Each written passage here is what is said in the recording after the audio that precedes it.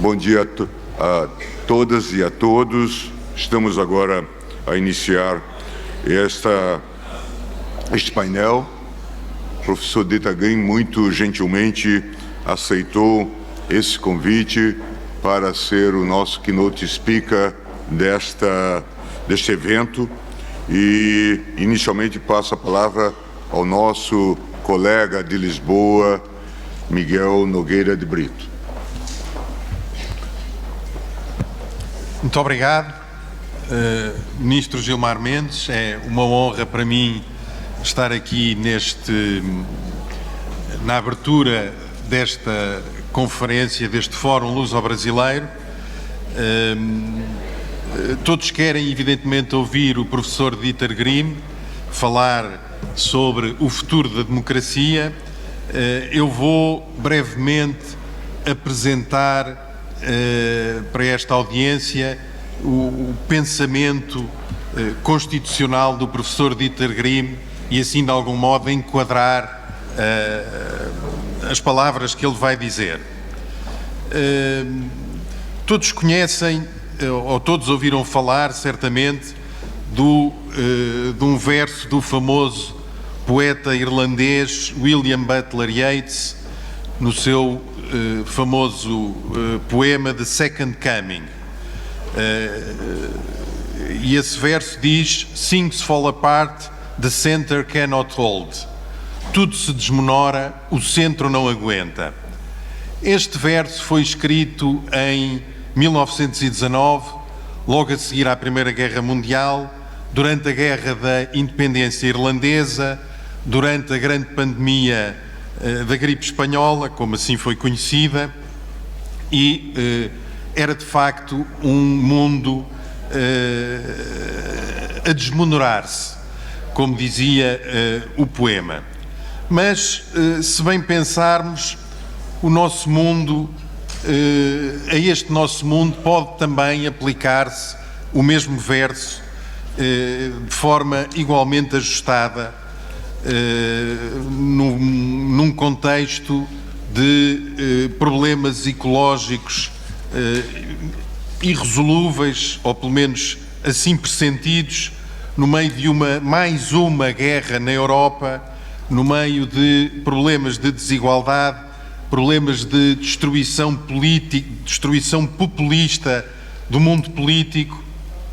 E este é também um mundo em que é difícil o centro aguentar.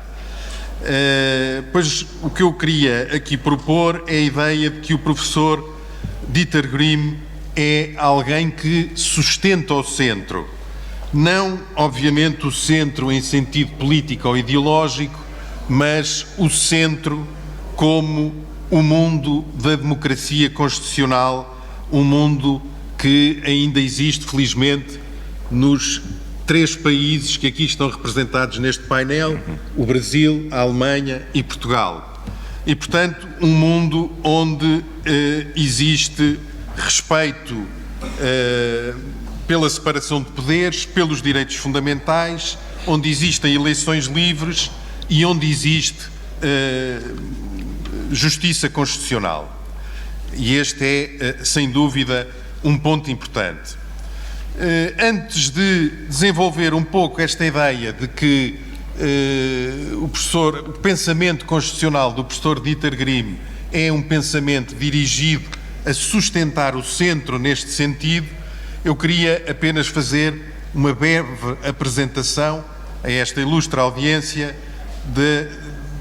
da ilustre figura que temos entre nós do professor Dieter Grimm. O professor Dieter Grimm é, podemos dizer, o decano dos constitucionalistas europeus.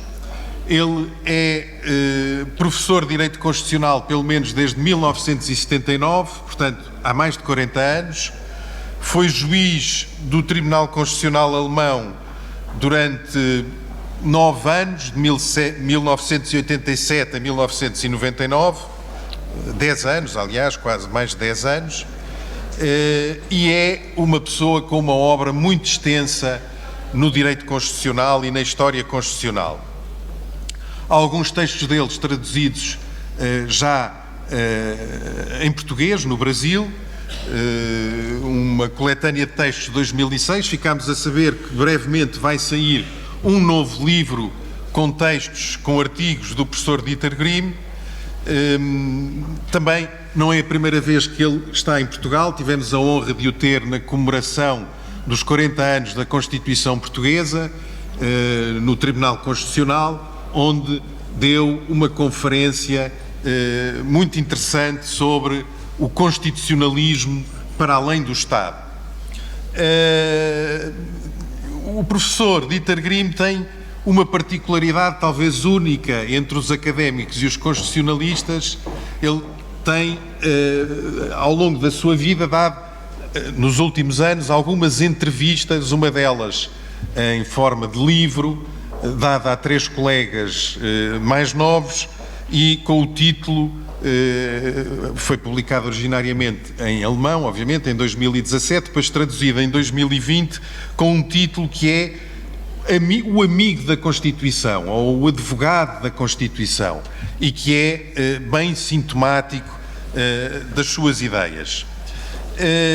Entrando agora rapidamente nessas ideias, eu queria aqui sustentar que o professor Dieter Grimm é alguém que sustenta o centro em pelo menos três planos. Num primeiro plano, porque tem uma ideia equilibrada da relação entre democracia e justiça social ou Estado material de direito, se preferirem. Num segundo plano, porque tem também uma visão equilibrada entre a importância da justiça constitucional, por um lado, e, por outro lado, a ideia do constitucionalismo como um fenómeno político. Ele, aliás, irá falar expressamente sobre este ponto.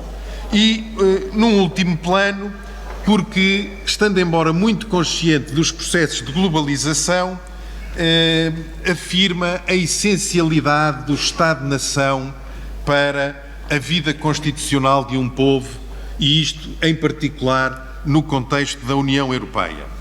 Portanto, dizendo agora poucas palavras sobre cada um destes temas, em relação ao primeiro,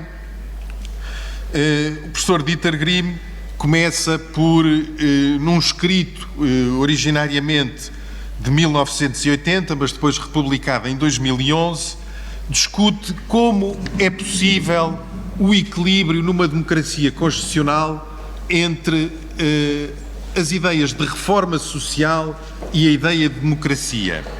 E a fórmula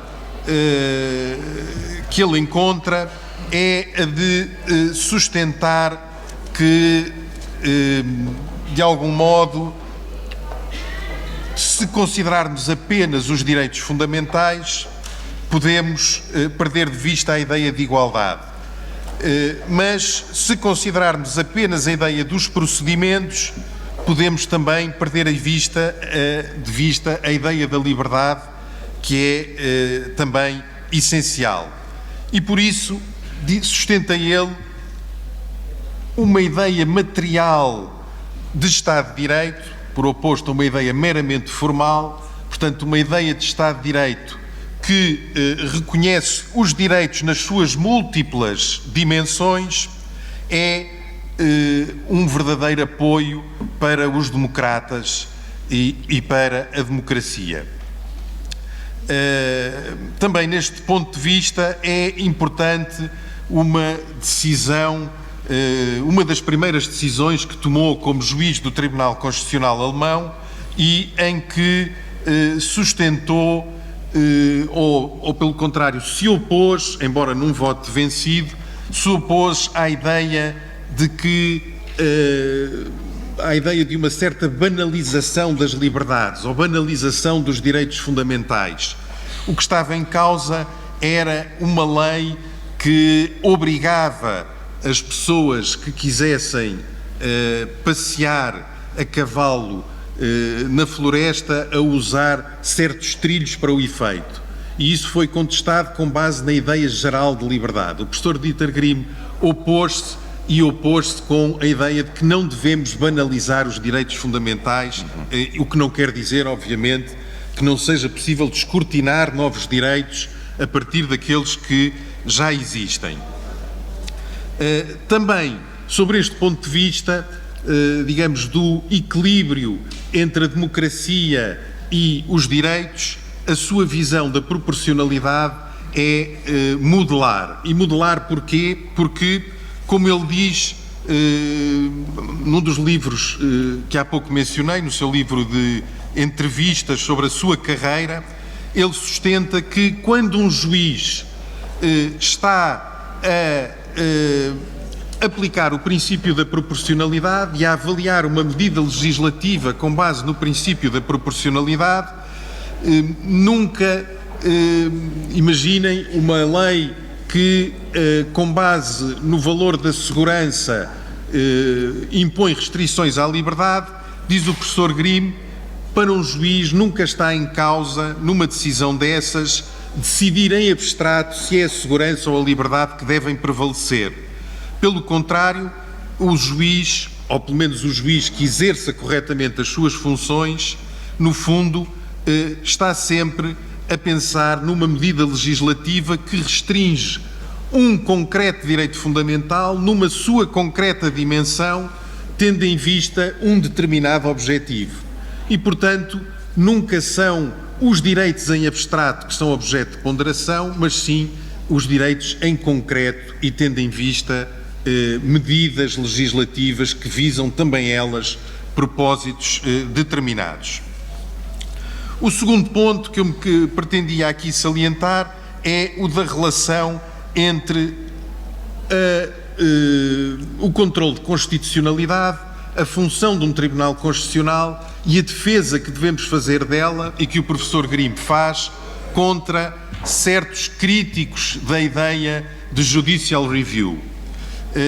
Esses críticos, num livro conhecido do professor de Harvard, Mark Tushnet, tentam tirar a Constituição dos tribunais e entregá-la ao processo deliberativo, segundo afirmam. Esta visão ou esta crítica da Judicial Review é sobretudo presente em autores de países de língua inglesa, mas são autores muito relevantes e autores cujas ideias são muito difundidas.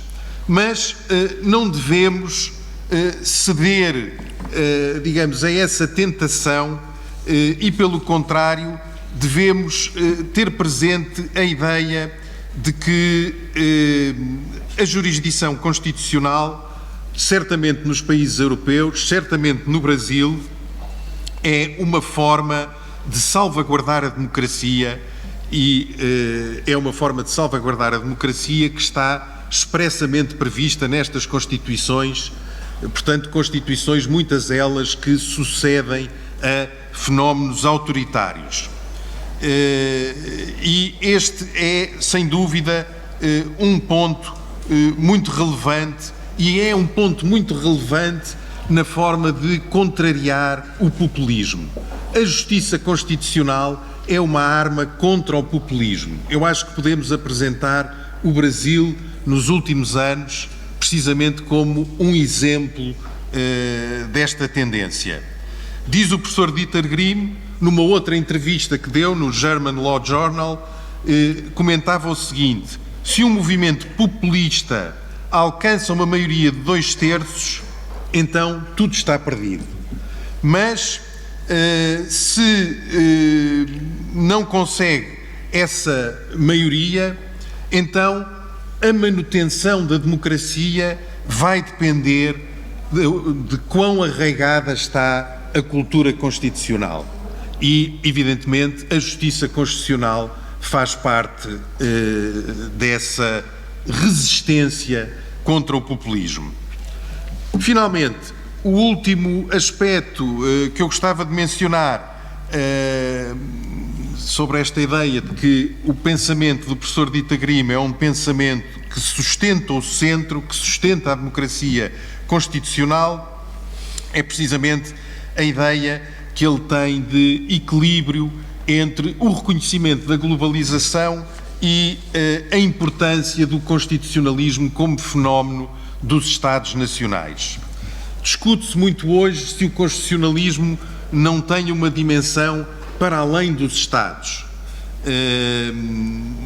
Aqui o problema, como o professor Dieter Grimm tem salientado de forma consistente nos seus vários trabalhos, é a ideia de que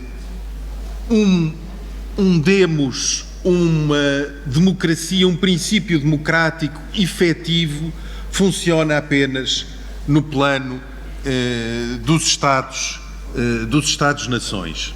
E isto é, de facto, parece-me inquestionável.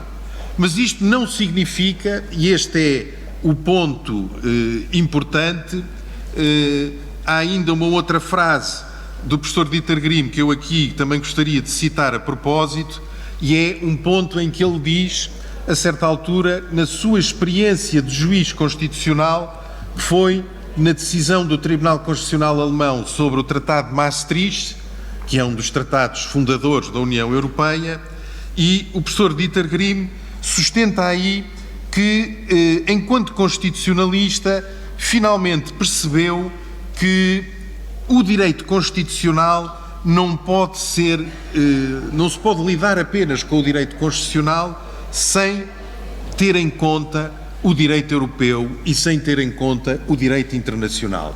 E este é o ponto essencial. Para além de reconhecermos, digamos, a base estadual do constitucionalismo, temos de reconhecer que a ideia do diálogo constitucional é uma ideia verdadeiramente marcante do pensamento constitucional e do modo como, pelo menos, o professor Dieter Grimm o entende. E, digamos, sem mais delongas, estes são os pontos principais que me parecem ser de salientar no pensamento do professor Dieter Grimm, entre muitos outros, obviamente, que poderia aqui desenvolver, mas gostava de terminar dizendo que ele, de facto, tem uma carreira como constitucionalista que é uma carreira ímpar, uma carreira entre a história do direito constitucional e o direito constitucional propriamente dito, a história do direito, a relação entre o direito privado e o direito público, como sabem, é atualmente um dos pontos essenciais do direito constitucional, saberem até que ponto as entidades privadas devem ser vinculadas pelos direitos fundamentais. É também a sua carreira, simultaneamente como académico e como juiz, finalmente a sua carreira como académico na Alemanha e como académico também nos Estados Unidos, sobretudo em Yale. E, portanto, eu diria que são carreiras destas que são as melhores garantias contra o populismo, e sobre isso vamos agora certamente ouvi-lo falar com todo o proveito. Muito obrigado. Obrigado. Gilmar Mendes. Tá.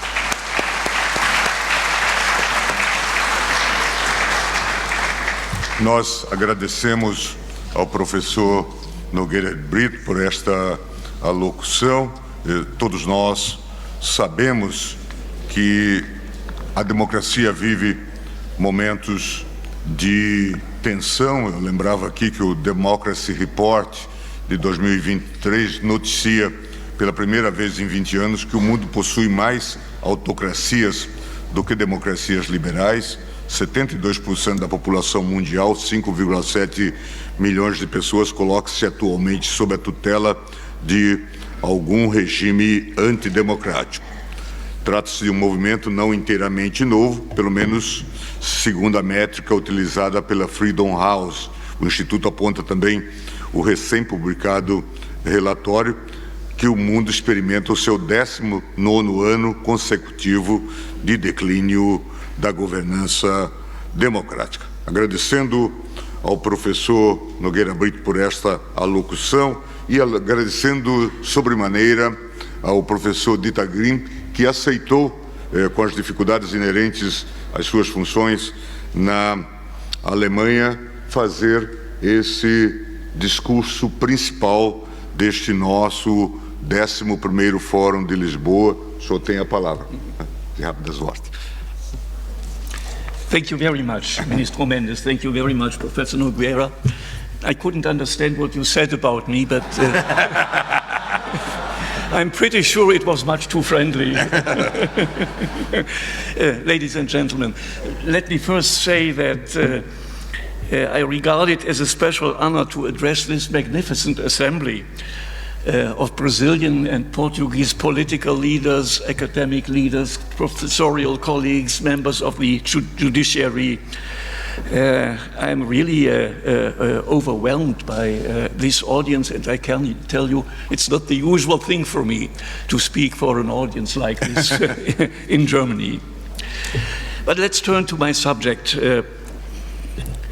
30 years ago, it looked as if constitutionalism had established itself as a model to legitimate and to regulate political power, as a universal model to do that. Many states that had turned away from dictatorship or authoritarian systems, military systems, racist regimes, adopted new liberal democratic constitutions or revised their old constitutions. One could also observe a growing willingness to take the Constitution seriously and to enforce the provisions in cases of non-compliance. In all these countries, constitutional courts were established, or general Supreme Courts were endowed with the power of judicial review. Constitutional adjudication was regarded as an integral part of constitutionalism. And some of these courts became quite impressive and powerful actors. And I count the courts of the two countries that involved here today, the Brazilian court and the Portuguese court, certainly among these powerful institutions. Today, 30 years later, the constitutional world looks different. In many parts of the world, we can observe democratic backsliding and erosion of constitutionalism. It's not brought about by revolutionary coups like in the first half of the 20th century, by extremists, but it's brought about by electoral victories of populist parties that use their majority in order to transform liberal democracies into more authoritarian systems, and they do it with legal means. Populism comes in various forms and in various faces. What unites the populist movements is their claim to be the true representatives of the people, or the representatives of the true people, against a corrupt elite that has perverted democracy, and the populists claim to restore a veritable democracy. Behind this claim is almost always the assumption of a homogeneous people that is capable of having a uniform political will, which the populist party knows and promises to enforce against the adversaries. Against the adversaries, which are usually regarded as enemies with whom no compromise is possible. From this assumption, populist movements derive the right to abolish institutions that they regard as an obstacle to the implementation of the popular will, and they restrict and obstacles that restrict their activities and endanger their mission. With the consequence that opposition is normally regarded as illegitimate, activities of the opposition are hampered, freedom of opinion is regarded as a right to disseminate the error, media are put under state control, procedural requirements are very often regarded as pure formalism. Separation of powers is a device to obstruct the popular will. Independent institutions to control the government are deemed to be anti-democratic. All this is in sharp contrast to the concept of democracy and constitutionalism that inspired the seminal changes after 1989. How to save democratic constitutionalism, which you chose as a keynote, the topic of the keynote address for me, is a difficult answer. It's a difficult answer for a lawyer, especially because the true causes don't lie in the law, but they have other reasons. but the law may be and is expected as a possibility to be a counterweight against these movements. Now, if I narrow this question, can the law be an impediment to the spread of this development? And if I narrow it to the legal aspect, the question is whether the Constitution itself may function as a safeguard against the capture of the political systems by populist movements or populist parties. Of course, a Constitution cannot save itself. A Constitution is but a text, albeit a text that claims legal validity, but it does not enforce itself. It depends on being enforced and implemented by its adversaries. However, the text of the Constitution can anticipate certain problems and provide remedies for certain problems, such as the German law, German basic law, Constitution, post-World War II Constitution of 1949, can only be understood as seen as a reaction to the failure of the Weimar Republic and the Weimar Constitution of 1919. If we look for safeguards against popular threats, I think it is helpful to distinguish two stages. One time when populist parties still attempt to come to power, and a second time when they reach their goal and got a majority in an election. Now, first a word to time one. The Constitution, of course, may allow, the German Constitution does allow, to exclude political parties whose aim is to transform the political system from running for office, for instance, by means of a party ban. But party bans are delicate instruments. They are prone to abuse if in the hands of the current majority. Moreover, the success is not guaranteed. Many populist parties reveal their true purposes only after having gained a majority. And if populist movements have become very strong, it may still be legally possible to ban them, but politically extremely difficult. I think more important is it to have a look to the electoral system. My example are the two member states of the European Union where populist parties took over. They are a good example. Populist parties won their majority in these two countries because of the electoral system, especially because of the way popular votes were translated into mandates. The Polish Peace Party got for 36% of the votes an absolute majority of seats. The Hungarian Fidesz Party got for 53% of the votes, 2/3 of mandates in parliament, that's to say, the majority that is necessary to amend the Constitution. There may originally have been good reasons for developing such electoral laws. For instance, the stability of government. The winner gets a surplus in order to be able to form a stable government. But in situations where popular parties run and have a chance to win, such an electoral law is detrimental. They then use very often the strengths that they acquire not from votes but from the electoral system for a system transfer.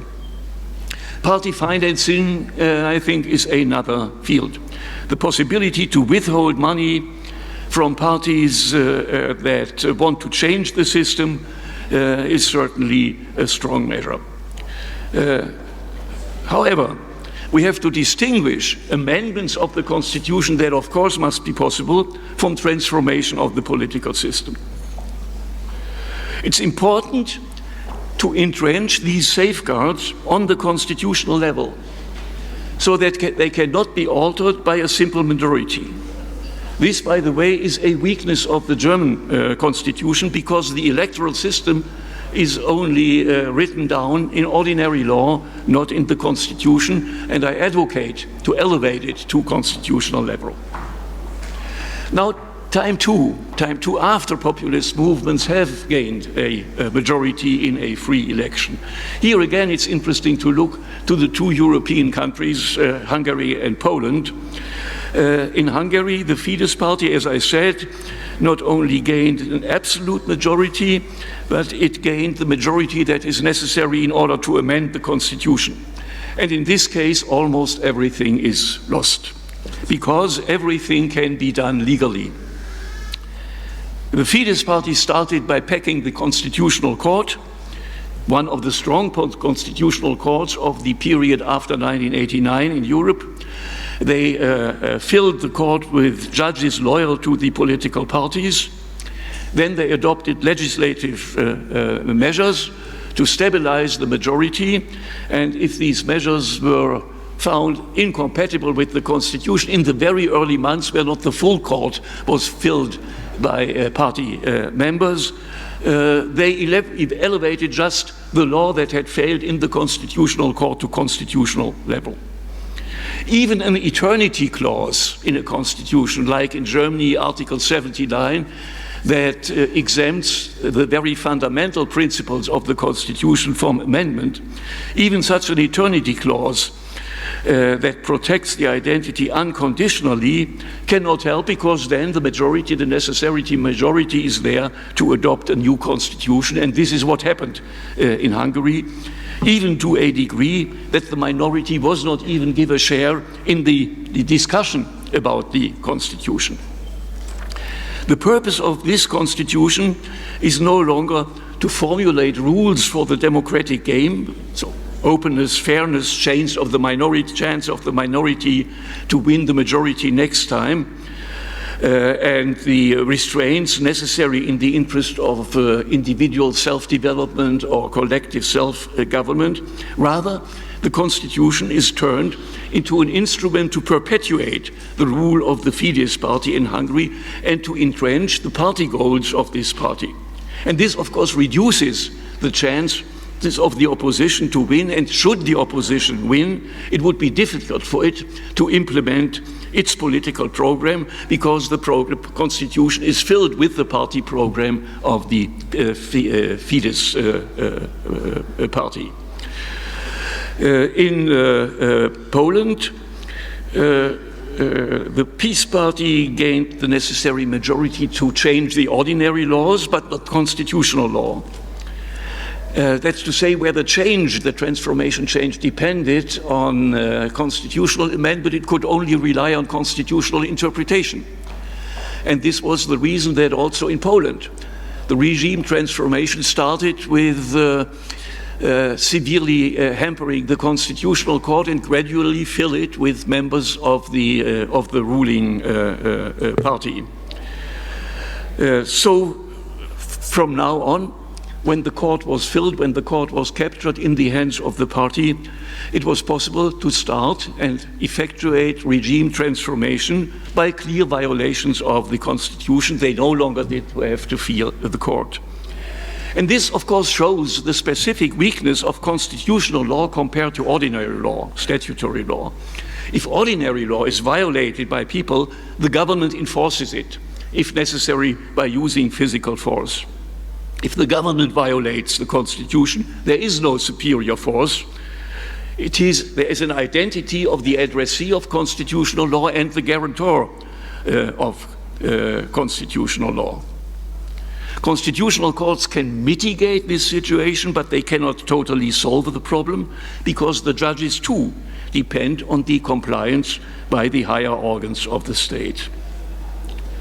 So the Hungarian and the Polish examples show the limits of legal means vis-à-vis a populist takeover. In this case, I think everything depends on whether populist attempts to transform the regime of a country are tolerated by the people or not. The question then is, how deeply is the liberal democratic constitutionalism rooted in a society, and in which sense is a plurality understanding of democracy accepted in a society? Does it have a degree of support in the citizenry that makes it too risky for politicians to continue on this path? And in many of the new constitutions, sadly to say, this is not the case. But the problem is not limited to new democracies. Also in consolidated democracies of a long standing, we observe, so to say, a climate change concerning judicial review and even constitutionalism as such. It's under attack in many of these countries in intellectual and academic discourses. And particularly interesting is this because these attacks emanate from people who do not sympathize with populists. Quite to the contrary, they are people with a democratic agenda, and they see their democratic agenda threatened by judicial review and by constitutionalism. And this is why I would like to devote the second half of my talks to these developments. And I would like to distinguish four elements that go into the direction that I indicated, which are interrelated, but I try to separate them. The first is the tendency to either abolish or curtail judicial review, constitutional adjudication. This is a tendency that emerged in the United States, where criticism of the Supreme Court has a long tradition. One reason being, of course, that judicial review is not explicitly mentioned in the Constitution of the United States, but was inferred from the Constitution by Chief Justice Marshall in a judgment that almost everybody knows, Marbury versus Madison, 1803. In the US, democracy antedated judicial review, and therefore is seen by many as a threat to democracy. Whereas in Europe, and I think also in Latin America, judicial review was seen as a protection of democracy after the experience of failed democracies.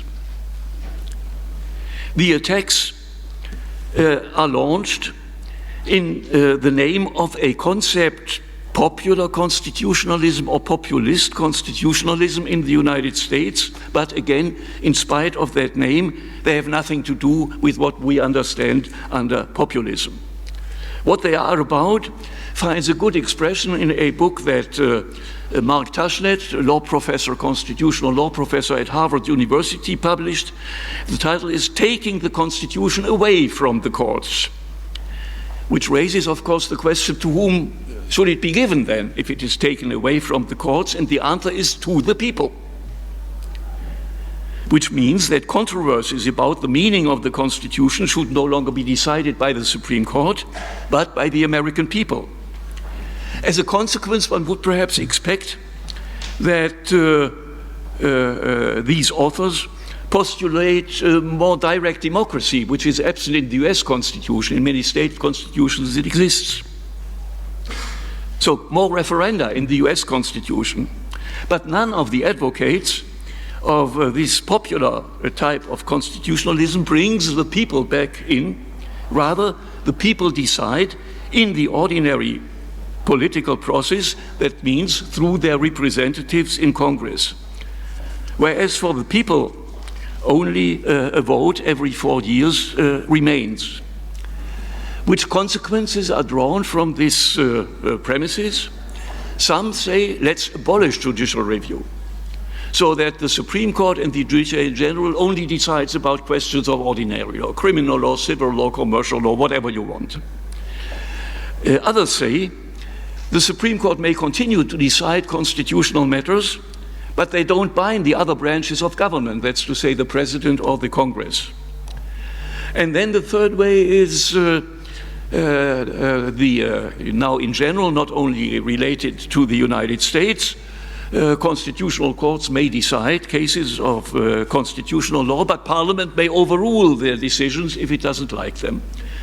This has a basis in Canadian law and in UK law, but for reasons that have nothing to do, again, with populism, but lie in the traditions of the English political system.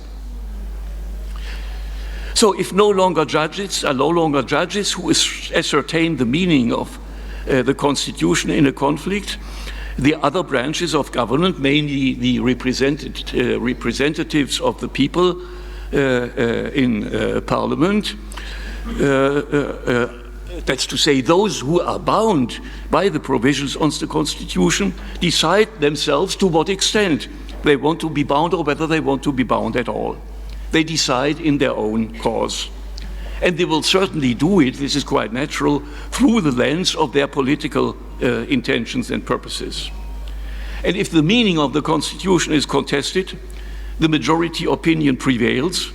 The Constitution is more or less reduced to an argument in the political discourse, and even if it is still considered as binding, is it severely weakened.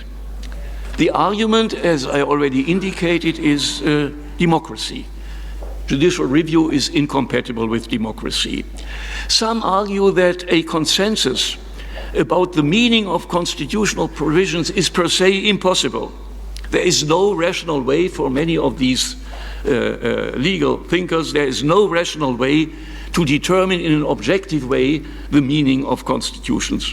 There are others who say even if a consensus is possible, normally there is no consensus, but normally questions of constitutional law are contested, and the conclusion is under these circumstances, not unelected and unaccountable judges should decide, but representatives, politicians that can be held accountable should decide. This is the accountability is the decisive point. How does accountability work in a completely representative democracy like the US? The only way is that people can hold their representatives accountable in the election. If they disagree with the way that the majority interprets the Constitution, it can vote for another party, of whom it hopes that they will have a better understanding of the Constitution. However, it's extremely difficult, as everybody knows, to express dissatisfaction with the politicians' handling of the Constitution in an election. Constitutions are not about specific political measures. Elections are highly generalized judgments about the past government's performance, and they are highly generalized expressions of confidence in the future. Moreover, there are, as we all know, a number of deficits in the democratic process. I could mention a lot, I can only mention the distortion of the political process, especially in the United States, by money. These distortions of the parliamentary process are more or less neglected in these works. But there is an extensive critical literature about the weak responsivity of politicians to the concerns of the electorate, and that is either not thematized or it is downplayed. So we deal more or less with a purely majoritarian notion of democracy, but the purpose of constitutions is just to set limits to majority rule, to take certain fundamental principles out of the political contest, to establish them as the basis of consensus among competitors. Ultimately, I think democracy rests on a number of preconditions like free formation of opinion, free political discussion, etc., etc. But democracy, the democratic principle, cannot guarantee these preconditions of democracy itself. For that, rule of law, fundamental rights are needed. And this is the reason that a liberal democratic constitution is based on two pillars, not only on democracy, but also, in addition, on the rule of law. The critics of judicial review accept the idea of human rights, but not the idea of fundamental rights.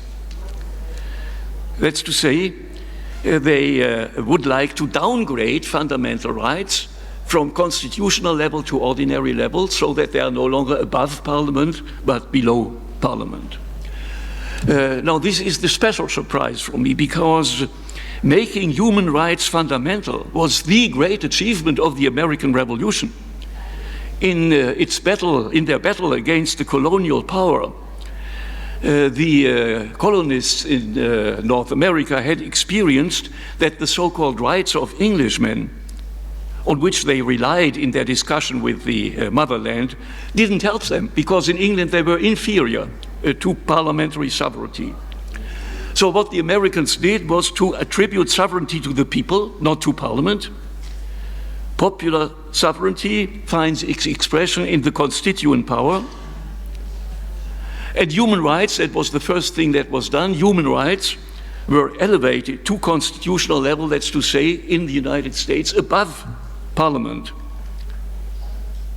The American Bill of Rights, as far as content is concerned, is a copy of the rights of Englishmen. But as far as the binding effect is concerned, it is above Parliament.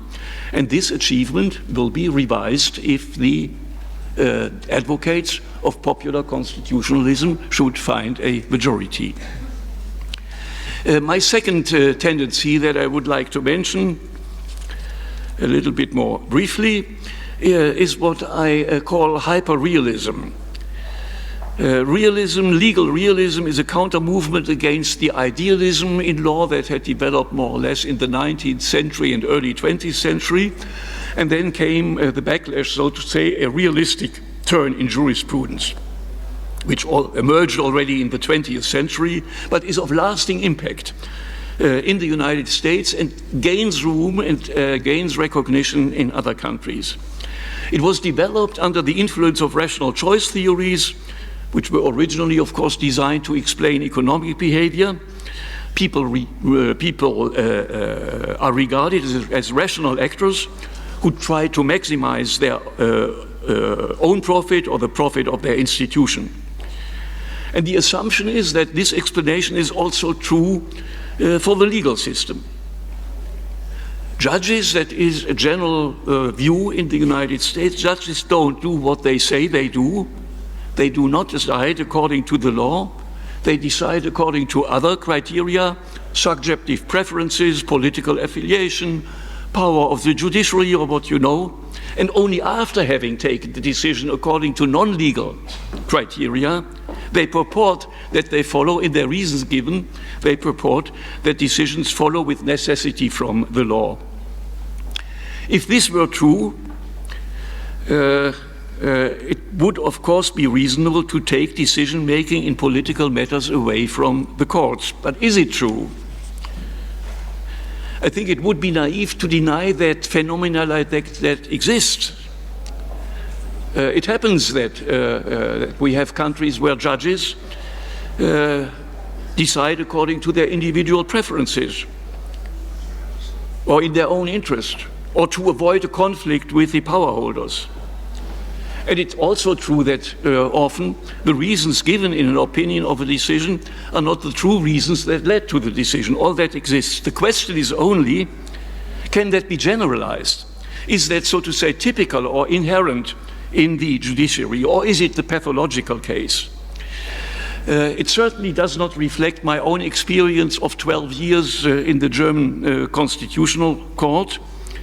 There were, of course, a lot of controversies in that court, but the controversies were about the most adequate understanding of constitutional law, and not about how do I get my personal interests through and what's the best way to reveal what I do in reality. So I would warn of a generalization of this theory, and I think it's not a surprise that the American judiciary has become rather weak if every student is taught this idea that anyway they do not what they say they do. So in rather well-functioning constitutional democracies with judicial review, I think we can expect judges who seriously seek to interpret and to apply the law to the best of their legal knowledge.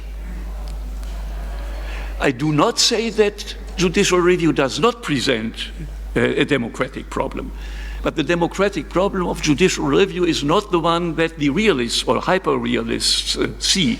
The problem is that the law, and especially constitutional law, is not able to completely determine its application to concrete cases. There is a gap between the general and abstract norm and the individual and concrete case, and this gap has to be bridged by interpretation. That means one has to derive a more concrete meaning from the text before the text can be applied to a case. Interpretation is not uncovering a meaning that has been deposited in the norm, in the text of the norm from the very enactment on. It rather is, to a bigger or smaller extent, a construction of the meaning in view of the case, so a mixture of cognitive and volitive elements. And I think this is inevitable, it's in the nature of the law. it is still acceptable insofar as the process to concretize the general norm to a case is a legal proceeding, rationalized by doctrine, by legal methodology, by precedents. The realists don't distinguish, when they talk about judicial review, they don't distinguish between the object of judicial review, which is always political. This is what we have the Constitution for, that it regulates politics. So they don't distinguish between the object of judicial review, which is politics, and the effect of judicial review, which is also political. If a law can take validity or not, is of course of an immense proceeding. But the distinction has to be made, in my view, with regard to the process of deciding legal cases, which follows specific legal rules and can no longer be considered as political but as a legal operation. It is revealing, in my view, that the realists are completely disinterested in legal interpretation and in legal methodology, because they deny a relative autonomy of the law. The fact that the subject of judicial review is political and the effect is political is sufficient for them to qualify the whole endeavor of judicial review as political. They often do not even ask whether there is a provision in the Constitution that the court applies, or if the effect is political, then the whole endeavor is political, not juridical. Tendency number 3, which I call the hegemonic project. It's interesting to see that in research on judicial review and on constitutional courts, for quite some time the question was neglected why constitution makers, that's to say why politicians, establish constitutional courts if these courts have the power to severely restrict the activity of politicians. The question is very plausible. No constitutional court without politicians having agreed to establish it in the first place. General courts that avail themselves of the power of judicial review are very rare. US, the Supreme Court is a case, I mentioned it. The Israeli Supreme Court is the case, but I think one wouldn't find many more. Mostly, I think, constitutional review courts, constitutional courts are established after a deep break with a system that was regarded as oppressive or partisan. The principles of the new order were laid down in the Constitution, and this was accompanied by a will of the Constitution makers that the Constitution in the future should matter, so that there should be enforcement mechanisms. Since the matter is application of the law, of constitutional law, of course the judiciary suggests itself as the institution to do that. John Rawls would perhaps say, in a more abstract reasoning, would probably refer to the veil of ignorance under which constitutions are drafted, so that no one can be certain whether later on he or she will be in the majority or in the minority position, and therefore constitution makers are interested that the terms on which they agreed in constitution making are respected later on, and that there exist independent institutions that in a situation of conflict can decide about this. Now here we can also observe a realistic turn. There are a growing number of comparatives in constitutional law that say this is a purely idealistic interpretation that has no correspondence whatsoever in reality. In truth, constitutional courts, judicial review is a hegemonic project. It's a means of the original majority to perpetuate its rule, even if they lose the majority later. Judges enjoy longer tenure than legislative period is. That's to say, judicial review combined with the expectation that one has judges of one's own political color will then obstruct the plans of the new government and thus help to bring the opposition back to power in the next election. Of course, this rests again on the assumptions that judges don't apply the law, but decide according to other criteria. And the people who call judicial review a hegemonic object find that this is a demystification. A demystification. We tell the truth about judicial review. Again, there are examples that support this explanation. Populist regimes, for instance, do not abolish constitutional courts, but bring them on government lines and exploit the additional legitimacy that a ruling of the Constitutional Court can convey. But again, the question is this true for all systems with judicial review, or is it the pathological case? The last development, I call it from legal to political constitutionalism. This is originally a British debate about the nature of the British Constitution, which of course in its uniqueness is a relic from a past age and from older historical layers that survives in the world of modern constitutionalism. But it has always been a question for British experts, but also for those, what then is our constitution? What is it? And in 1979, a prominent constitutional lawyer, John Griffin, proposed a new understanding of the British Constitution that immediately triggered a debate that continues until today in the UK. And his explanation was our constitution is a political constitution as opposed to legal constitutions, which the modern constitutions are.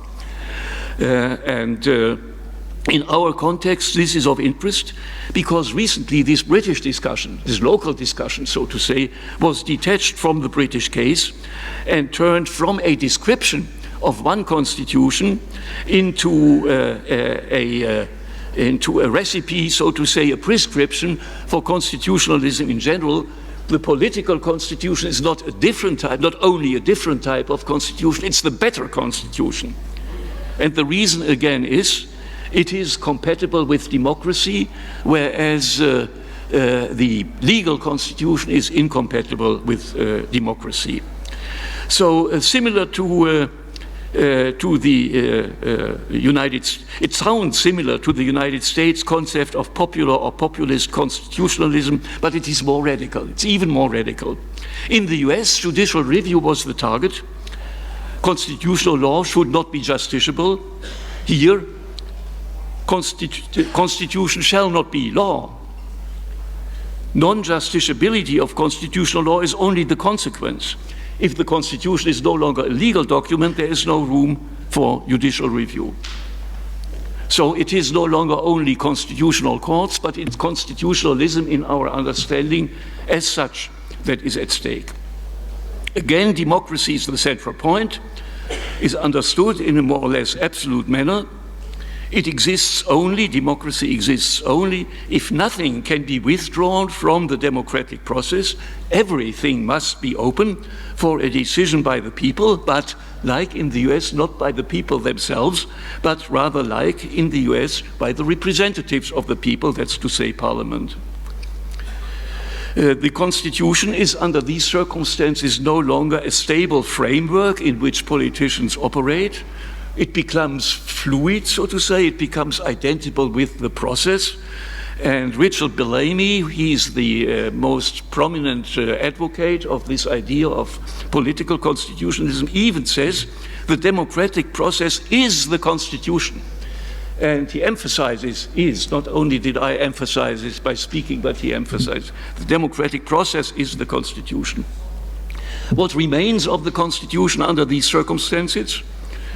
Bellamy says they constitute and structure the process, but not as law and not with the effect of law, which means that a deviation of that process cannot be a violation of the law because it's not a legal constitution.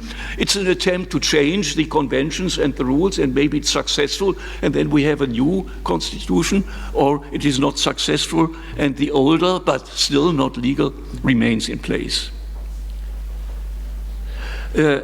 So again, under these perspectives that go even farther than the Americans go. I think the great achievement of the American and the French revolutions is lost. These revolutions, these two revolutions of the late 18th century, differed from the many upheavals and revolts that we have in the past, in that they were not satisfied by replacing an oppressive ruler by a new and possibly better ruler, but instead they laid down the conditions of legitimate rule, and only on this basis then were persons called to exercise public power. However, these conditions could fulfill their purpose only if they were binding on the rulers and if they had primacy over the acts of the rulers. And this was achieved by distinguishing between rules for the political process and rules that emanate from the political process. The first are the Constitution, and the latter is ordinary law. All the ingredients that later on went into the constitutions, the American and the French constitutions, all these ingredients that later on became constitutional law were already there long before, but they had been philosophy. And the true achievement of the revolutions was to turn philosophy into law. The Constitution reaches its purpose through its quality as higher law. And giving up this quality is sacrificing the achievement of the late 18th century. I repeat once again, these are not populists that venture these arguments. They are on the opposite side, but they certainly furnish very useful arguments for populists, and this may be one more reason for us to reject this. Thank you for your attention.